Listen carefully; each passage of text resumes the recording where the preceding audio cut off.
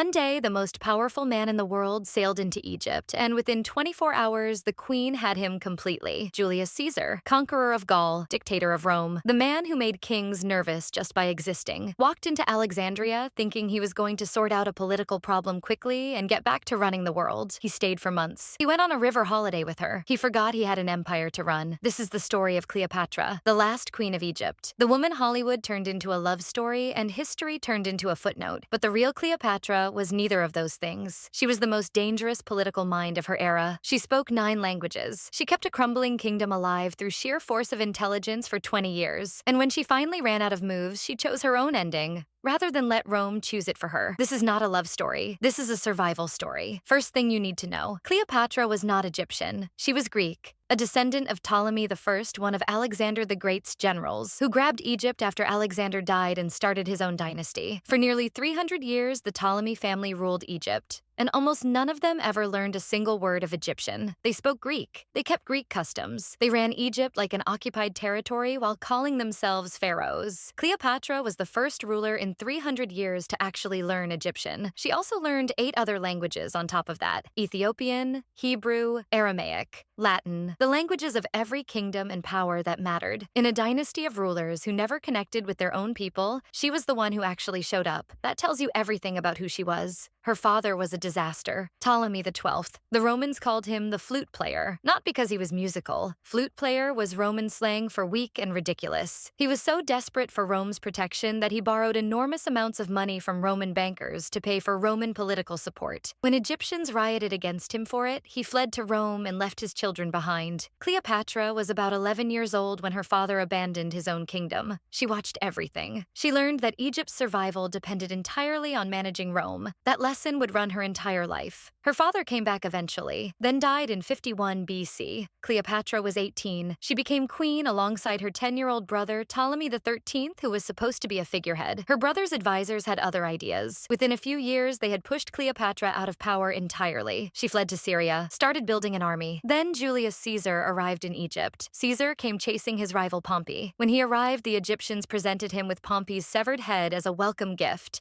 Thinking this would please him, Caesar reportedly wept, not from grief, from the insult of it. You do not just execute a Roman general, even an enemy one. He settled into the royal palace in Alexandria. Cleopatra needed to meet him, but her brother's forces controlled the city and would kill her the moment she appeared. So she had herself smuggled inside the palace, rolled up in a carpet or a linen sack, depending on which source you believe. She was unrolled in front of Julius Caesar. Caesar was 52. Cleopatra was 21. By the next morning, they were allies. Very quickly after that, they were something more. Now people always reduce this to seduction. Beautiful woman wraps powerful man around her finger. But that misses what actually happened. Caesar was not a man who was easily impressed. He had conquered nations. He had dealt with kings and generals his whole life. He was not going to be bewitched by a pretty face. What got him was her mind. Ancient sources describe her as magnetic, witty, intellectually brilliant, the kind of person who made you feel like you were the most interesting conversation she had ever had. She spoke to him in Latin, his language, on his terms, as an equal. Caesar stayed in Egypt months longer than he needed to. He helped her defeat her brother and retake her throne. He took her on a long boat journey down the Nile. He was supposed to be running the Roman Empire. He chose the river holiday. Cleopatra had a son she named Caesarion, Little Caesar. She said Caesar was the father. Caesar never officially confirmed it. Then Caesar went back to Rome and was stabbed 23 times by senators on March 15th, 44 BC. Cleopatra was alone again. After Caesar's death, Rome split into factions. Eventually, power settled between 2 men: Octavian, who was Caesar's adopted heir, and Mark Antony, who was Caesar's greatest general and who controlled the Eastern Empire,